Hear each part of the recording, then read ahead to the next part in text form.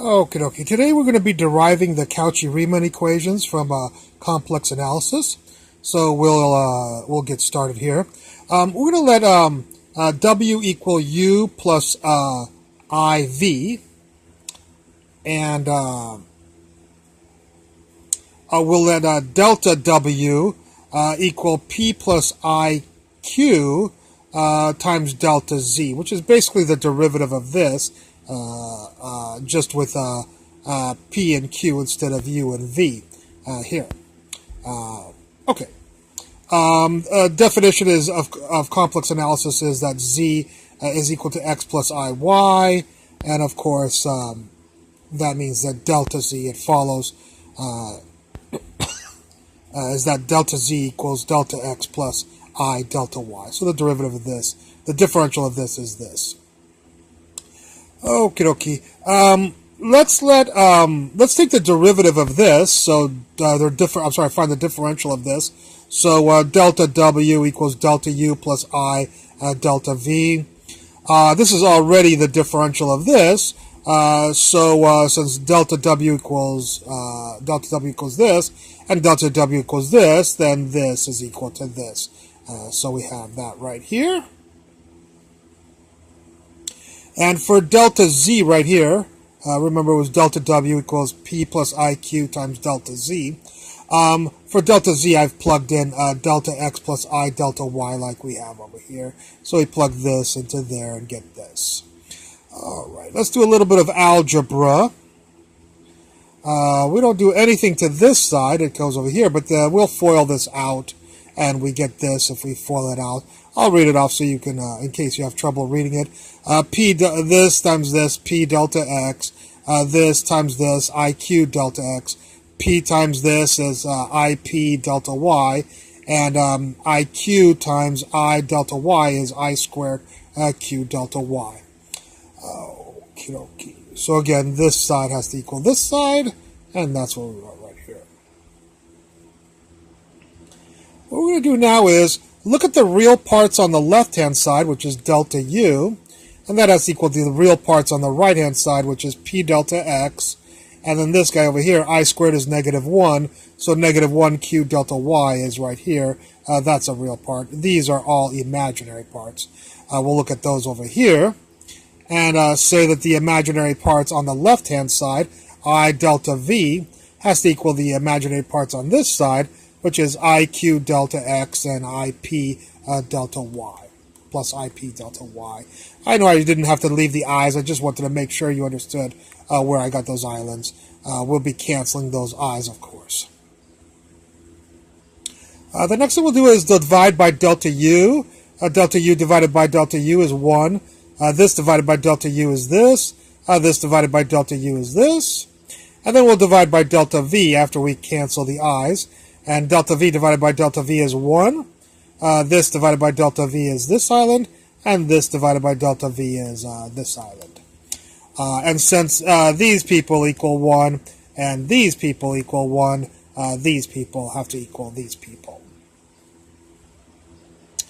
Okie dokie. Let's put that over here.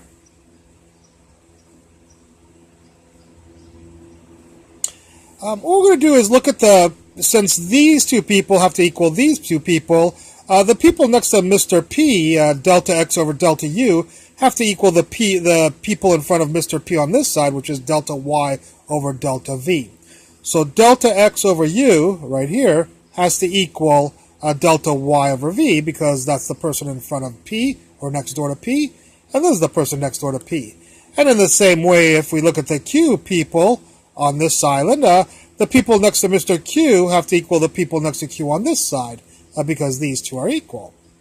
And so the people next to Q over here is negative delta Y over U, and the people in front of next to Q here is delta X over delta V. Okay, so we get these two equations, and of course if we flip both of these equations, we'll get a delta U over delta X, which is a U partial of X, we can imagine that, and delta V over delta Y. If we flip this side, of course, we get Vy. And if we flip these sides, we'll get a U Y. And if we flip this side, we'll get a partial of v with respect to x, and we'll scoot over the negative. And partial of u with respect to x equals partial of v with respect to y. Those were the original functions inside of the function w, complex function w. And over here, the partial of u with respect to y equals a negative partial of v with respect to x. Well, those are actually the two Cauchy Riemann equations. So we have derived with this method the Cauchy Riemann equations.